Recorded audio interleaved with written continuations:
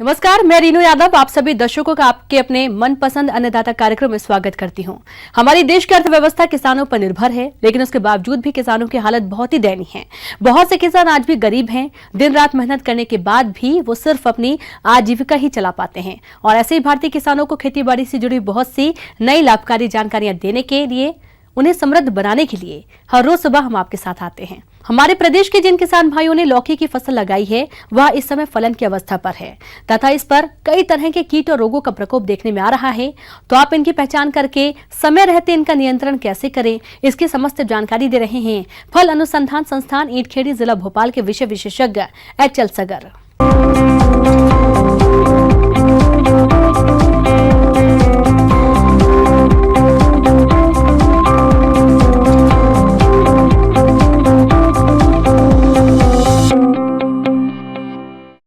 जिन किसान भाइयों ने लौकी सब्जी के रूप में लगा रखी है, उनमें इस समय फलन और पुष्पन की स्थिति प्रारंभ हो गई होगी।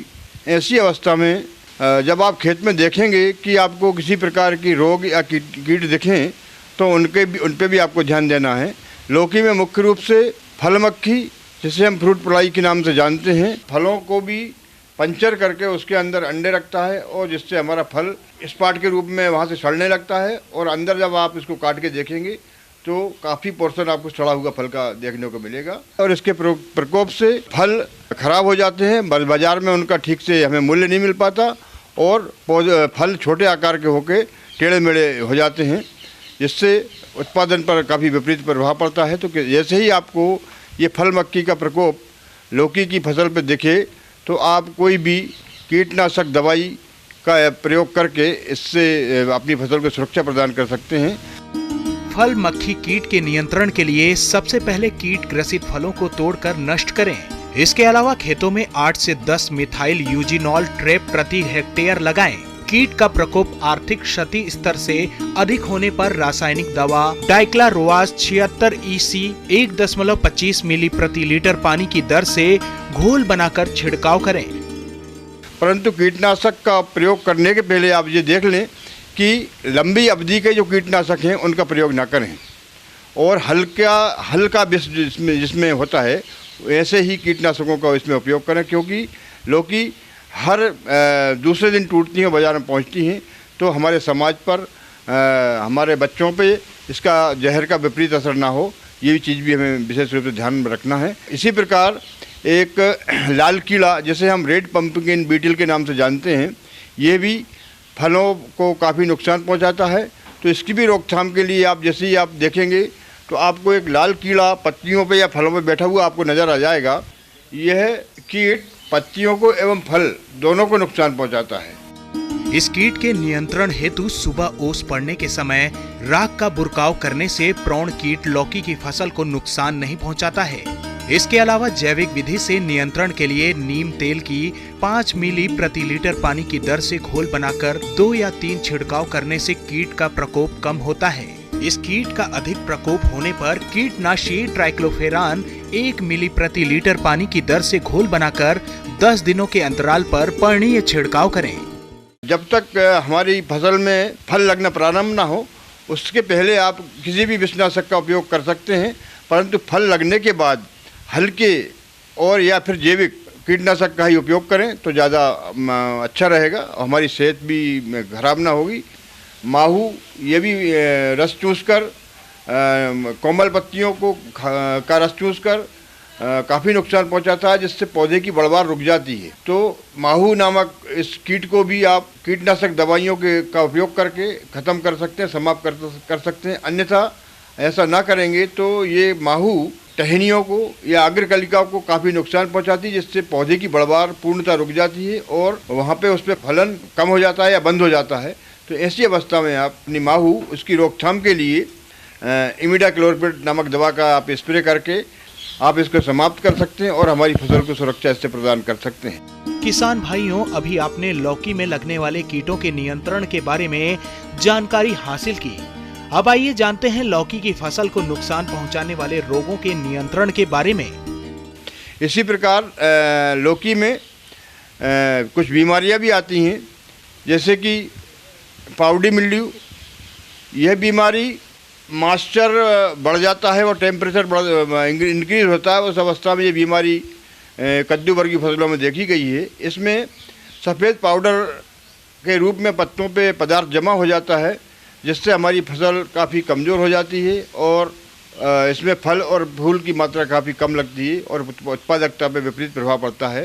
तो इसकी रोकथाम के लिए भी आप सल्फ़र का स्प्रे करके इस बीमारी से हमारी फसल को सुरक्षा प्रदान कर सकते हैं। इसी प्रकार डाउनी मिल्ड्यू, ये भी काफ़ी हद तक हमारी लौकी की फसल को या कद्दू वर्गीय कुकुरबिटेसी जितनी भी हमारी फैमिली की जो फसलें हैं उनको नुकसान पहुंचाती है।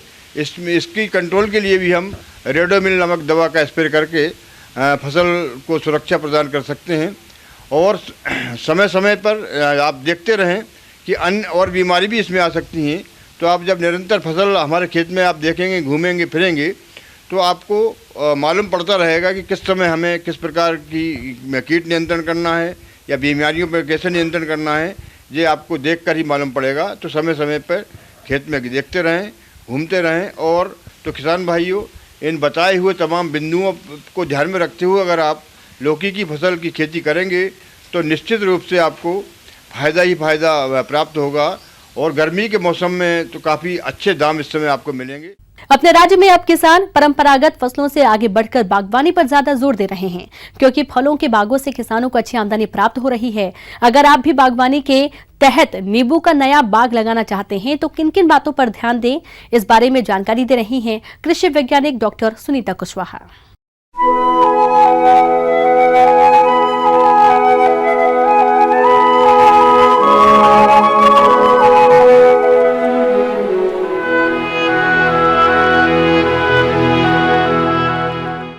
तो सबसे पहले तो नींबू की जो किस्म आप कौन कौन से जो नए बगीचे अगर हमारे किसान भाई लगाना चाहते हैं तो नए बगीचे लगाने के लिए किस्म का चुनाव पर ध्यान देना जरूरी है।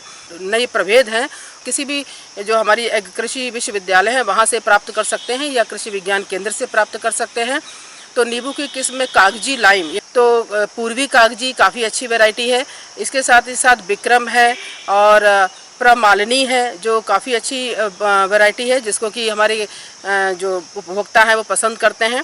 और साथ ही साथ सिलेक्शन 49 है। और एक नींबू ऐसा होता है सीडलेस लेमन जिसको कि कहते हैं, इसमें बीज नहीं होता है और ये भी काफ़ी हाई डिमांड पर जो बाजार में बिकता है। किसान भाइयों, नए बाग की स्थापना के लिए सर्वप्रथम सबसे महत्वपूर्ण पहलू है सही स्थान एवं उपयुक्त मृदा का चुनाव।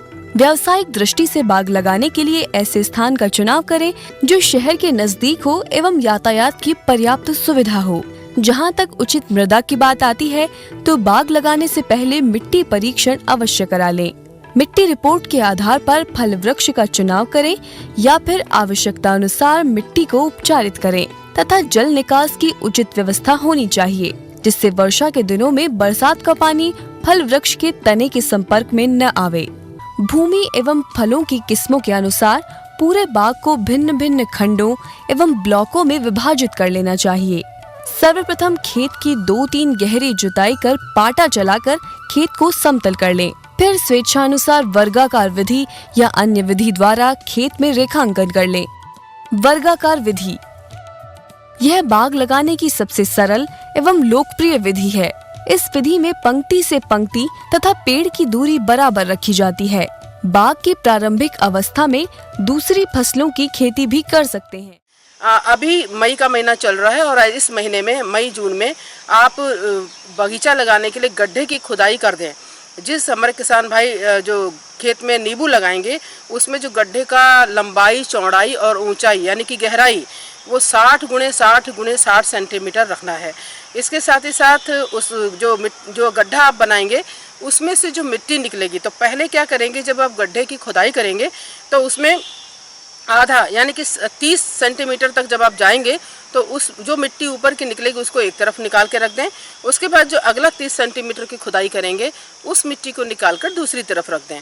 इसके बाद आप जो ऊपर की मिट्टी निकली है और जो उसमें से आधी मिट्टी ले लें, और जो नीचे से मिट्टी निकली है उसको पूरा लें और इसके साथ ही साथ उसको अच्छी तरीके से मिक्सचर बना दें। दोनों मिट्टियों को अच्छी तरीके से फिर मिला दें, क्योंकि जो नीचे की मिट्टी होती है उसमें जीवांश का अंश कम होता है और ऊपर की जो मिट्टी होती है उसमें जीवांश का अंश अधिक होता है। तो इससे क्या होगा कि गड्ढे की जो पूरी मिट्टी है पुनः उसमें जीवांश की जो मात्रा है वो एक समान हो जाएगी। इसके साथ साथ उसमें सड़ी गोबर की खाद जो है 25 किलोग्राम मिला दें और सिंगल सुपर फॉस्फेट जो खाद आता है वो 1.5 किलोग्राम प्रति गड्ढा के हिसाब से उसमें मिला दें। और इसके साथ ही साथ बाज़ार में नीम का केक मिलता है, नीम की खल्ली मिलती है जिसको कि 2 किलोग्राम प्रति गड्ढा की दर से, और एक कीटनाशक जो कि फिप्रोनिल के नाम से बाज़ार में उपलब्ध है, ये 50 ग्राम प्रति गड्ढा की दर से इतना मिक्सचर को अच्छी तरीके से मिला दीजिए। फिर पुनः उस गड्ढे को वापस भर दीजिए, उसी मिट्टी से पूरा अच्छी तरीके से भर दीजिए और उसको लगभग 10-15 दिन ऐसे ही छोड़ दीजिए। उसके पश्चात उसमें आप नींबू का पौधा लगाएं। तो पौधे से पौधे का दूरी 5 मीटर और पंक्ति से पंक्ति का दूरी 5 मीटर रखा जा सकता है। इसके साथ साथ अगर आपको लगता है तो आप 6 मीटर पंक्ति से पंक्ति और 6 मीटर पौधे से पौधे की दूरी पर भी बगीचे को लगा सकते हैं। ये दोनों ही जो दूरियां हैं इस पर काफ़ी उपयुक्त बढ़वार होती है, अच्छी बढ़वार होती है। पेड़ लगाना। पेड़ लगाने का सबसे उपयुक्त समय जून के अंतिम सप्ताह से जुलाई के अंतिम सप्ताह तक है। इसे अगस्त माह तक भी लगाया जा सकता है। खेत में रेखांकन के समय पौधा लगाने वाले बिंदुओं पर गड़े खूंटियों के पास पुनः पौधे की जड़ पर लगी मिट्टी की पिंडी के बराबर का एक छोटा गड्ढा खोद लें और सावधानी से पौधों की जड़ को इसमें डालें और किनारे से मिट्टी डालकर दबा दें। पौधा लगाने के तुरंत बाद पानी देना चाहिए। जो किसान भाई हमारे बगीचा पहले लगा चुके हैं तो पहले साल आपको 10 किलोग्राम सड़ी गोबर की खाद पौधे में देनी है, जो नाइट्रोजन है वो 180 ग्राम देनी है, फास्फोरस 150 ग्राम देना है और पोटास 100 ग्राम देना है। ये प्रति पौधे की बात हो रही है, प्रति पौधा आपको इस दर से देना है। इसके बाद हर वर्ष यानी कि दूसरे, तीसरे, चौथे और 5वें साल तक इस जो खाद की मात्रा मैंने अभी बताई इसकी मात्रा को प्रतिवर्ष दुगना करते जाना है। यानी कि द्वितीय वर्ष में जो सड़ी गोबर की खाद है वो 20 किलोग्राम हो जाएगी प्रति पौधा, नाइट्रोजन 360 किलोग्राम प्रति पौधा, फास्फोरस 300 ग्राम प्रति पौधा और इसके साथ ही साथ पोटास 200 ग्राम प्रति पौधा, और ये मात्रा हर वर्ष दुगनी होती चली जाएगी और 5 वर्ष तक लगातार आप पौधे में ये खाद की मात्रा इस दर से देते रहें। इसके पश्चात जो है खाद की मात्रा में परिवर्तन हो जाएगा। तो 5 साल तक आपको पौधे की ज़्यादा ध्यान देना है क्योंकि यही उसकी वृद्धि का मुख्य समय होता है। खाद देने का जो मुख्य समय है वो मार्च अप्रैल है, उचित समय होता है मार्च अप्रैल में, क्योंकि नए कल्ले आते हैं और उस वक्त जो पौधा होता है उसमें अंदर उसके जो आंतरिक जैविक क्रियाएं होती हैं वो काफ़ी तेज़ी से हो रही होती हैं। तो जो हम खाद देते हैं वो अच्छी तरीके से पौधे को प्राप्त हो जाती है। बीमारियां जो देखी गई हैं मुख्य रूप से जब आप बगीचा लगाएंगे तो ऐसी स्थिति में हमारे किसान भाई बर्डॉक्स मिक्सचर आता है जिसको 1:1:10 के अनुपात में तने पर लेप बनाकर लगा देंगे। तो लगभग बगीचा लगाने के 3 साल बाद पौधे में फलन प्रारंभ शुरू हो जाता है। एक देखा जाए तो बाजार में बेचने के योग्य पौधा तैयार हो जाता है, फल देने लगता है। वैसे तो आजकल जो प्रभेद उपलब्ध हैं उसमें अगले सीजन यानी कि अगले वर्ष ही फल आने शुरू हो जाते हैं, लेकिन कमर्शियल अगर देखा जाए तो 3 साल बाद पौधा जो है फल देना प्रारंभ कर देता है। एक पौधे से लगभग आपको 1000 से 2000 तक फल प्रति पौधा मिल जाएगा और साल में अगर 2 बार फलन होता तो इस तरीके से आपको लगभग 3 से 4000 फल एक पौधे से साल भर में प्राप्त होते हैं। मौसम के अनुसार प्रबंधनों पर ही टिकी आपकी खेती बाड़ी और इसलिए मौसम पूर्वानुमान और उस पर आधारित साप्ताहिक कृषि सलाह इस प्रकार है। भारत मौसम विज्ञान विभाग, ग्रामीण कृषि मौसम सेवा केंद्र, सीहोर, ग्वालियर, जबलपुर, रायपुर से प्राप्त रिपोर्ट के आधार पर किसानों को सलाह दी जाती है कि आगामी खरीफ फसल लगाने हेतु बीज एवं उर्वरक की अग्रिम व्यवस्था करें। मिट्टी परीक्षण हेतु नमूना लेकर निकटतम कृषि विभाग के निकटतम मृदा परीक्षण प्रयोगशाला में भेजें। खेत की साफ सफाई एवं मेड़ों की मरम्मत आवश्यक रूप से इस समय करना चाहिए। फसलों की कटाई उपरांत खेत में कच्चे अवशेषों को जलाएं नहीं बल्कि जुताई कर भूमि में दबाएं। उससे भूमि में जीवांश और पोषक तत्वों की मात्रा बढ़ेगी तथा प्रदूषण भी नहीं होगा। खेत की गहरी जुताई करें एवं पॉलीथीन से ढक दें जिससे मृदा जनित खरपतवार, बीमारी एवं कीड़ों के अंडे नष्ट हो जाएं। टपक सिंचाई वाले किसान टपक सिंचाई यंत्र को पूर्ण रूप से सफाई कर अगले फसल के लिए तैयारी करें। खरीफ फसल में बेल वाली फसलों हेतु सहारा देने के लिए पर्याप्त व्यवस्था करें एवं मचान की मरम्मत करें। खरीफ की लता वाली सब्जी जैसे लौकी, कुम्हड़ा और पाली बैग में पौधे तैयार करें व करेला, बरबट्टी लगाने हेतु अच्छी किस्म का चयन कर मेड़ नाली पद्धति से फसल लगाना सुनिश्चित करें। कुंदरू व परवल लगाने हेतु खेत तैयार करें। टमाटर, बैंगन, मिर्च, भिंडी एवं अन्य सब्जी वाली फसल में निदाई गुड़ाई करें एवं आवश्यकता अनुसार सिंचाई कर नत्रजन उर्वरक की मात्रा देवें। वातावरण में तापमान को देखते हुए सिंचाई की दर बढ़ा देवें। गन्ने के पौधों की पत्तियों को आपस में बांध दें जिससे तेज हवा के कारण हानि ना हो। गन्ने की फसल में भारी मिट्टी में 12-15 दिन बाद तथा हल्की मिट्टी में 8-10 दिन के अंतर पर सिंचाई अवश्य करें। आम, नींबू वर्गीय एवं अन्य फसलों में सिंचाई प्रबंधन करें। नए फल उद्यान हेतु तैयारी करें। फलदार वृक्षों हेतु निर्धारित दूरी पर गड्ढे खोद कर छोड़ देवें। केला, पपीता एवं अन्य फसलों में वाष्पोत्सर्जन की दर को देखते हुए ड्रिप में पानी की मात्रा को बढ़ा दें। गर्मी के मौसम में मुर्गियों के लिए पीने के पानी की मात्रा 3 से 4 गुना बढ़ा दें। दुधारू पशुओं के आहार में दाना मिश्रण की मात्रा बढ़ा दें। पशुओं को दिन के समय सीधी गर्म हवा के संपर्क में आने से बचाएं।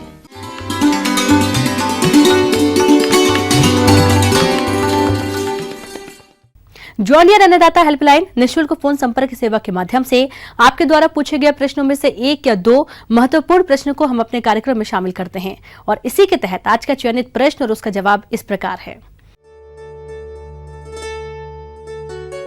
अन्नदाता निःशुल्क फोन संपर्क सेवा के माध्यम से पूछे गए प्रश्नों में से आज हमने जिस प्रश्न को कार्यक्रम में शामिल किया है उसे पूछा है ग्राम रौनी, जिला रायपुर के कृषक मोहर सिंह ने। यह रोगों से बचाव हेतु पशुओं में टीकाकरण के बारे में जानकारी चाहते हैं। तो मोहर सिंह जी, आपकी जानकारी के लिए प्रस्तुत है कार्यक्रम का यह अंश।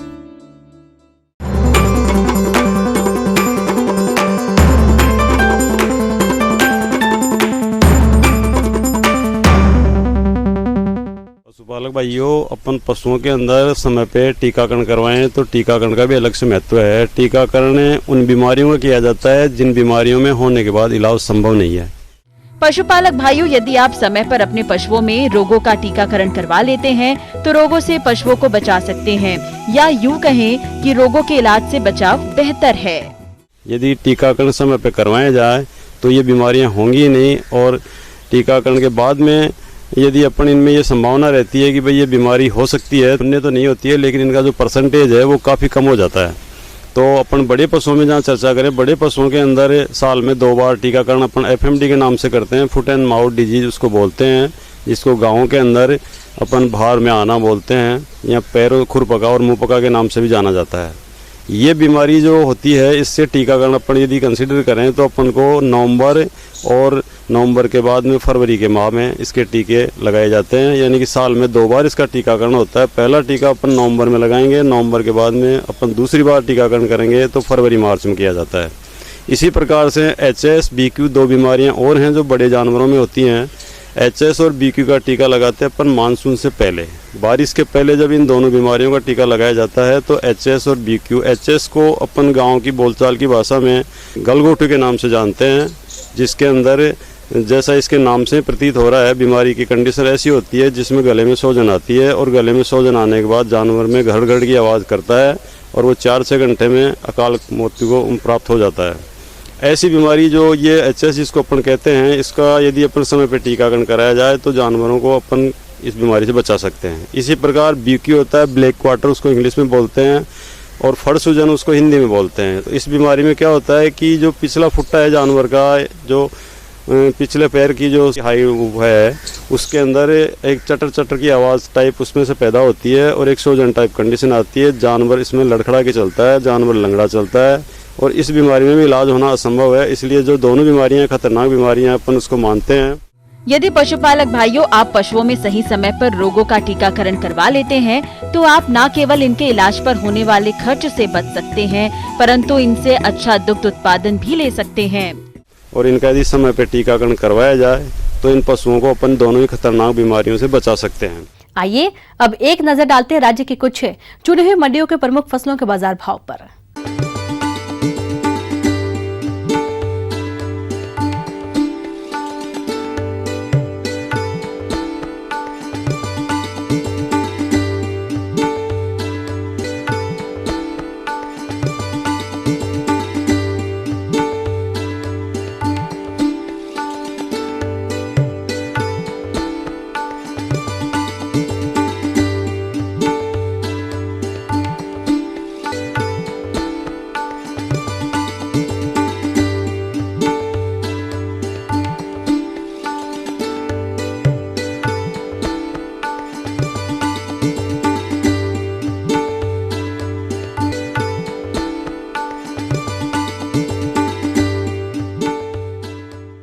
अब आइए देखते हैं कल दिखाए जाने वाले कार्यक्रम के मुख्य झलकियां।